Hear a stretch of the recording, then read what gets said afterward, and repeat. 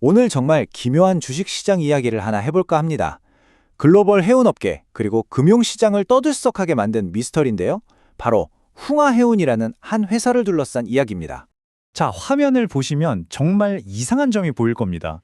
왼쪽은 주가, 오른쪽은 영업이익이에요. 주가는 막 19%, 23%씩 오르는데 정작 회사가 버는 돈, 그러니까 영업이익은 59%나 곤두박질 쳤어요. 이게 바로 이 이야기의 핵심, 아주 기이한 역설인 거죠. 아니, 상식적으로 말이 안 되잖아요. 어떻게 회사는 돈을 못 벌었는데 주가만 이렇게 폭등할 수 있을까요? 오늘 이 말도 안 되는 상황이 왜 벌어지고 있는지 그 속사정을 한번 제대로 파헤쳐 보겠습니다. 자, 그럼 이 미스터리를 어떻게 풀어갈지 순서를 간단히 짚어볼게요. 먼저 이 주식시장의 역설적인 상황을 다시 한번 보고요. 그 다음에 이 회사의 부목격인 모회사가 어떻게 대박을 터뜨렸는지, 반대로 자회사는 왜 힘들어하는지 살펴볼 겁니다. 그리고 나서는 MSC라는 거대 기업의 후광 효과, 또 전쟁 테마주라는 시장 심리까지 알아본 뒤에 마지막으로 이 모든 현상이 사실은 해상 저장 버블이라는 결론에 도달하게 될 겁니다. 자, 그럼 시작해볼까요? 네, 먼저 이 퍼즐을 맞추려면 이야기의 주인공인 흥하해운이 아니라 그 부모 회사, 바로 장금상선부터 봐야 합니다. 왜냐하면 이 모든 이야기의 시작이 바로 거기서부터거든요. 장금상선이 정말 대단한 베팅을 합니다. 무려 4조 원짜리 베팅이었어요. 위기가 오기 바로 직전에 남들이 다 몸을 사릴 때 오히려 공격적으로 유조선 100척 이상을 사들인 거죠. 그리고 이 한 방으로 단숨에 세계 3위 초대형 유조선 운영사 자리에 오릅니다. 정말 대담한 역발상 투자였죠.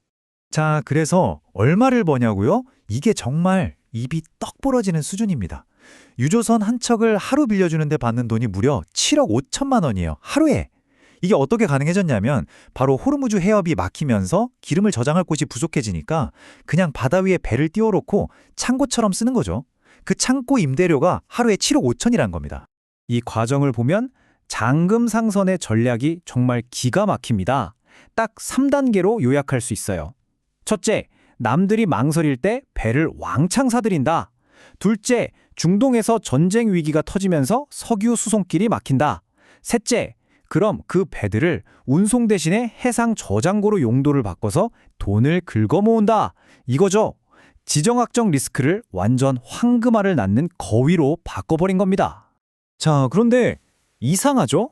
모회사는 이렇게 돈을 쓸어 담고 있는데 왜 그 자회사인 흥하해운의 주가 미스테리가 시작됐을까요?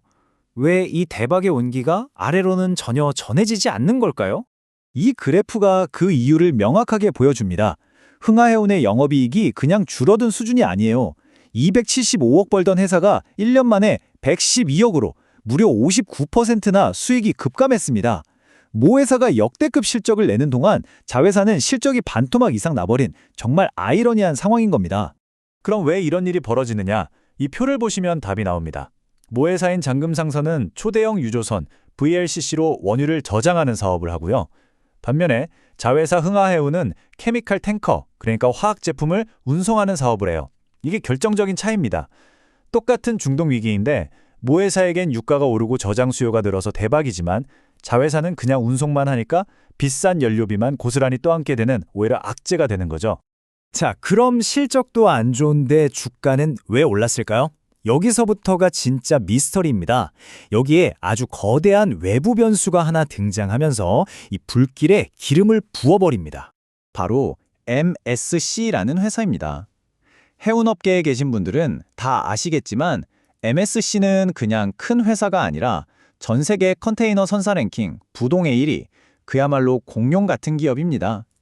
이런 회사가 움직였다는 소문만으로도 시장은 완전히 들썩일 수밖에 없죠. 시정이 어떤 루머가 돌았냐면 이 MSC가 장금상선의 지분 50%를 인수할 거라는 설이었어요. 이게 만약 사실이라면 장금상선은 엄청난 현금을 손에 쥐게 되고 그동안 공격적으로 배를 사들이면서 늘어난 빚도 정리할 수 있게 되죠. 그러니까 이 그룹 전체에 대한 신뢰도가 엄청나게 올라가는 일종의 후광 효과가 생기는 겁니다. 그리고 그 후광이 실적과 상관없이 자회사인 흥하해운의 주가까지 끌어올린 거죠. 자, 그럼 이제 마지막 퍼즐 조각을 맞춰 보겠습니다. 바로 시장 참여자들의 심리입니다. 왜 투자자들은 실적도 안 좋은 이 회사 주식에 열광했을까요?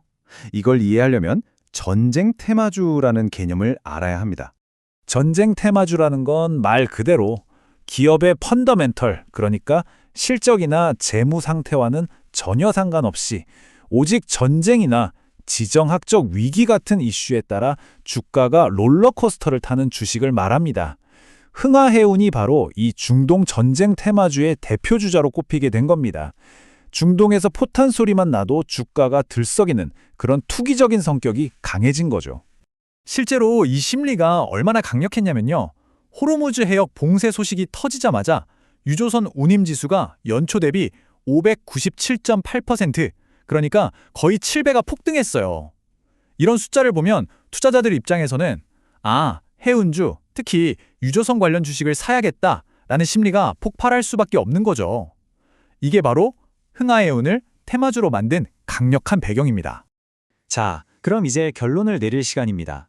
지금까지 우리가 살펴본 모든 조각들을 하나로 합쳐서 이 기묘한 현상을 정리해 보겠습니다. 흥하해운의 주가 급등은 마치 잘 만들어진 칵테일 같아요. 세 가지 재료가 완벽하게 섞인 거죠. 첫째, 모 회사가 실제로 엄청난 돈을 벌고 있다는 팩트. 둘째, 세계 1위 기업가의 M&A 루머.